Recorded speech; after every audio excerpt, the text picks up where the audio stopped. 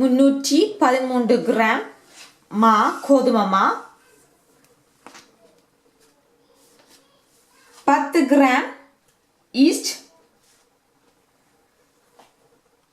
7 gram செல், 50 millilitre பால்,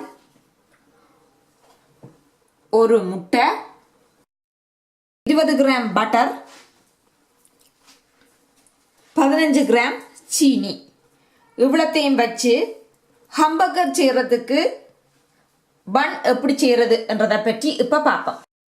3 gram மாவையும்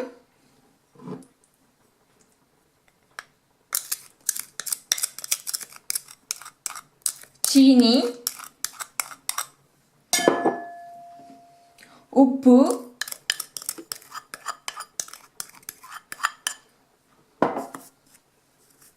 இவ்வளத்தையும் போட்டு நன்றாக கலந்துட்டு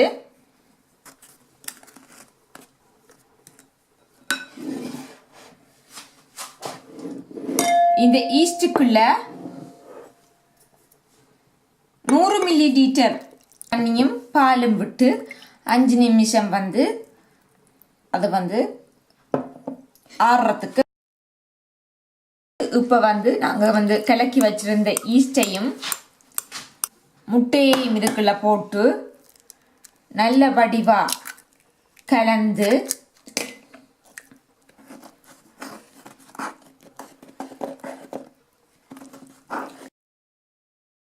இதுக்குள்ள இப்ப பட்டரையும் போட்டு நல்ல வடிவா பிரட்டி ஒரு பூலாக்க போறோம். இதுல கொஞ்சம் மாக்களை பூசி தூவி தூவி இப்படி ஒரு பூலாக ஒரு பலூனாக வந்த பிறகு இதை அந்த குழைச்ச சட்டிக்க வச்சு ஒரு பொலித்தீன் பேப்பரால மூடி அதை 2 மணி நேரம் நான் புளிக்க வைக்க போறேன். மணித்தியாலத்துக்கு பிறகு அந்த பொலித்தீன் கலட்டேக்க இப்படித்தான் இருக்கும்.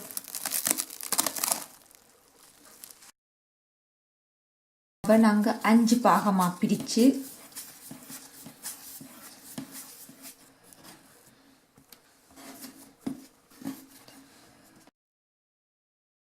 இப்ப 45 நிமிடங்கள் நாங்க திரும்ப இப்படியே வச்சோம்டா 45 நிமிஷத்துக்கு பிறகு பேக் பண்றது. பேக் பண்ணிட்டு இந்த அம்மா நல்ல வடிவா பொங்கி வந்திருக்குது. இதுக்கு மேல முட்டையை அடிச்சிட்டு நான் பூசுறோம். அது செய்யறதுக்கு முதல் நீங்க அவனை 200 பாக செல்சியஸ்ல 15 நிமிடங்கள் அந்த அவன் வெக்கப்படுற மாதிரி வச்சு விட வேண்டும். வச்சுட்டு இதை செய்தீங்கன்னு சொன்னா உங்களோட டைமுக்கு 15 நிமிடத்துக்கு பிறகு இதை அதுக்குள்ள வைக்கலாம். இதுக்கு மேல இப்ப மேலால தூவுறது.